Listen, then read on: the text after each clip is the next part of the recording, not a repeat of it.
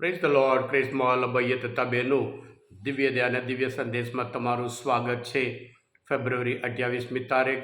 આ સંદેશ હમણાં તમારા સૌ માટે અને તમારા પરિવારજનો માટે વિશે પ્રાર્થના કરું છું.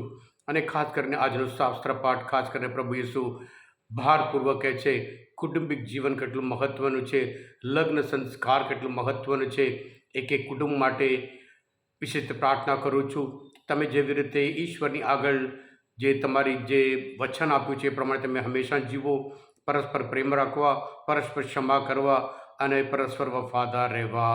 શાસ્ત્ર પાઠ સાંભળીએ. માર્કનો ગ્રંથ 10મો અધ્યાય 1લી કડીથી 12મી કડી સુધી. કેટલાક ફરોશીઓએ આવીને તેમની પરીક્ષા કરવા એવો પ્રશ્ન પૂછ્યો કે કોઈ પુરુષને પોતાની પત્નીને છૂટાછેડા આપવાની શાસ્ત્રમાં છૂટ છે? ઈસુએ સામો સવાલ કર્યો, મોશેએ તમારા માટે શો નિયમ કર્યો છે? તેમણે કહ્યું, મોશેએ ફારગતી લખી આપીને પત્નીને છૂટાછેડા આપવાની છૂટ આપી છે. ઈસુએ કહ્યું, તમારા મનની જડતાના ધ્યાનમાં લઈને તેમણે તમને એ નિયમ કરી આપ્યો હતો. પણ સૃષ્ટિના પ્રારંભથી ઈશ્વરે માણસોને નર નારી સર્જેલા છે. આ કારણથી પુરુષ પોતાના મા બાપને છોડીને પોતાની પત્નીને વળગી રહેશે અને એ બંને એક બની જશે. એટલે પછી પત્ની બેને રહેતા એક જ બની જાય છે. એટલે જેમને ઈશ્વરે સાથે જોડ્યા છે તેમને માણસે છૂટા ના પાડવા. આ પ્રભુની વાણી છે, તે આપણો આધાર છે. ખ્રિસ્તવાલા ભાઈ હતા બહેનો, આજના શુભ સંદેશ દ્વારા પ્રભુ ઈસુ એકદમ એક પાવરફુલ મેસેજ, લગ્ન જીવન એટલે શું છે અને લગ્ન સંસ્કાર એટલે શું છે. લગ્ન જીવન, એક લગ્ન સંસ્કાર, એમાં જે ઐક્ય છે, એકતા, બંને એક બની જાય છે. સાથે સાથે એક અતૂટ બંધન છે એમ કરીને પ્રભુ ઈસુ ભારપૂર્વક કહે છે. ખ્રિસ્તવાલા ભાઈ હતા બહેનો, છૂટાછેડા પ્રભુ ઈસુના જમાનામાં, આ જમાનામાં પણ થાય છે. આજે કુટુંબ ઉપર, ફેમિલી લાઈફ ઉપર, લગ્ન જીવન ઉપર બીજા બધા જમાના કરતાં વધારે હુમલો થાય છે, જાત જાતના હોય.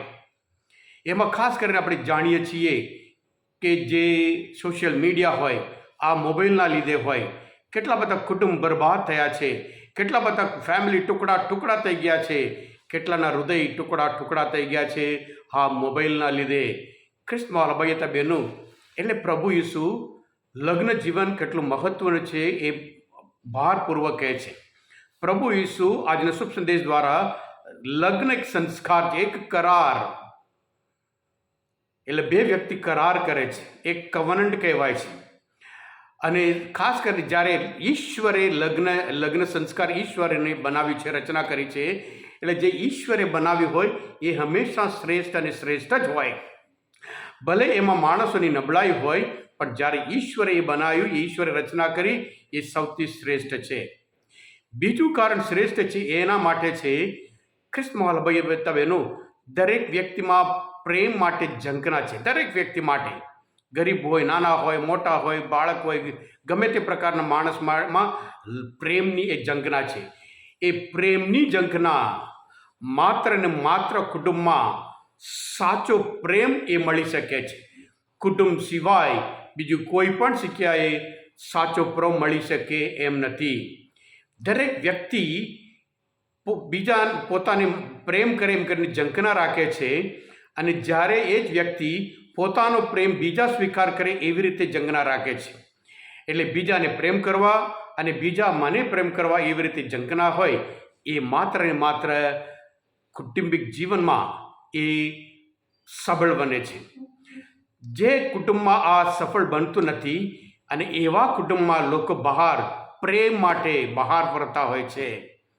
એટલે પ્રભુ ઈસુ આ 2000 વર્ષ માટે નહીં, આજના શુભ વિધાતાએ બનાવ્યું છે. એટલે માણસ પોતાના સ્વાર્થના લીધે હોય, આ ઈશ્વરના ઈચ્છા વિરુદ્ધ માણસ જતા હોય છે.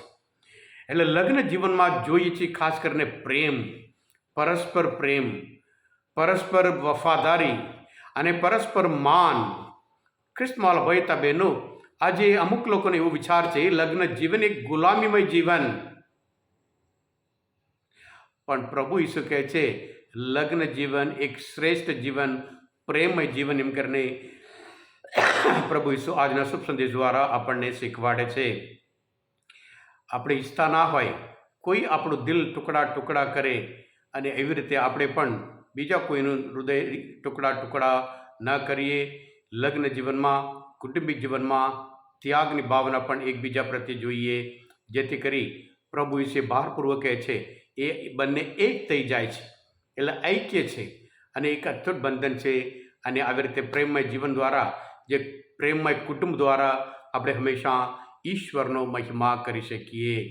હા ક્રિસ્તમાલ ભાઈ બહેનો, આજનો શાસ્ત્રપાઠ, આ મનન ચિંતન પ્રભુને ઓળખવા માટે, એમનો વિચાર સ્વીકારવા માટે, સ્પષ્ટ કરવા માટે મદદરૂપ થયા હોય.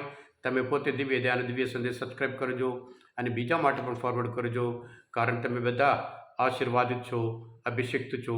પ્રભુ ઈસુ, હું તમારામાં વિશ્વાસ રાખું છું. બોલો દિવ્ય દયાનો જય.